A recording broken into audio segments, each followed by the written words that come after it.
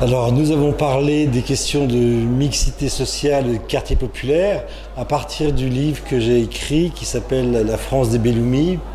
C'est un livre qui raconte l'histoire d'une famille algérienne de 8 enfants dont la fille est née en 1970 et la petite dernière, la Benjamine, est née 16 ans plus tard en 1986.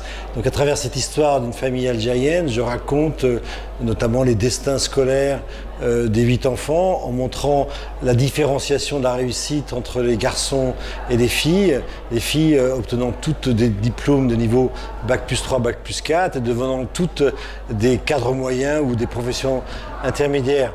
Et dans ce livre et dans cette enquête, je montre l'importance des effets de lieu, notamment de scolarisation, puisque cette famille algérienne, le père ne voulant pas être réuni tout le temps avec les autres Algériens, a choisi d'habiter un logement HLM dans un immeuble qui est composé à l'époque, en 77, uniquement de 7% d'étrangers.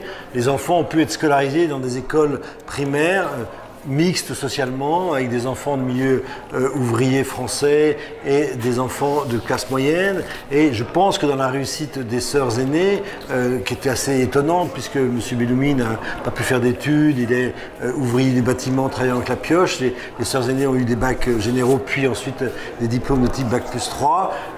Ces effets de lieu ont eu une importance considérable.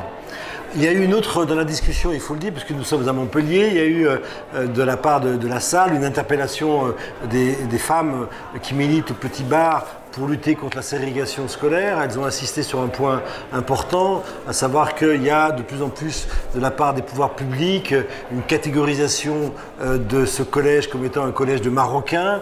Alors ont-elles insisté à juste titre que la plupart des familles qui scolarisent leurs enfants au Petit Bar sont des familles françaises, certes d'origine marocaine, mais qui sont d'abord et avant tout françaises.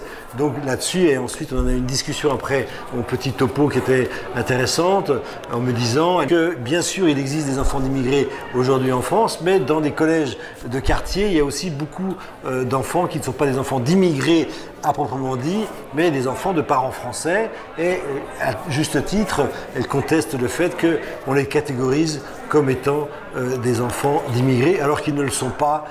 Ils appartiennent à ce qu'on dit de manière impropre la troisième génération, et peut-être il serait temps de cesser de les catégoriser comme étant marocains.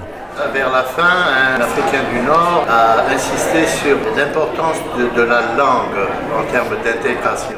Oui, la sœur aînée, qui est née en Algérie, qui a grandi en Algérie jusqu'à l'âge de 7 ans, qui maîtrisait la langue arabe mais qui ne maîtrisait pas le français.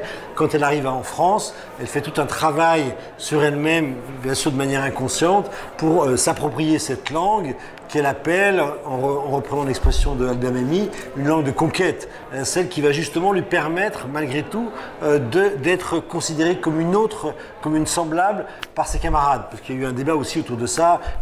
Pourquoi demander aux enfants d'immigrés de s'intégrer? Je ne pense pas qu'on leur demande en tant que tel, mais quand on fait des entretiens avec eux, on voit très bien que leur motivation première, finalement, c'est justement de ressembler à leurs petits copains français ou leurs petits copains françaises, copines, et ça passe bien sûr par la langue.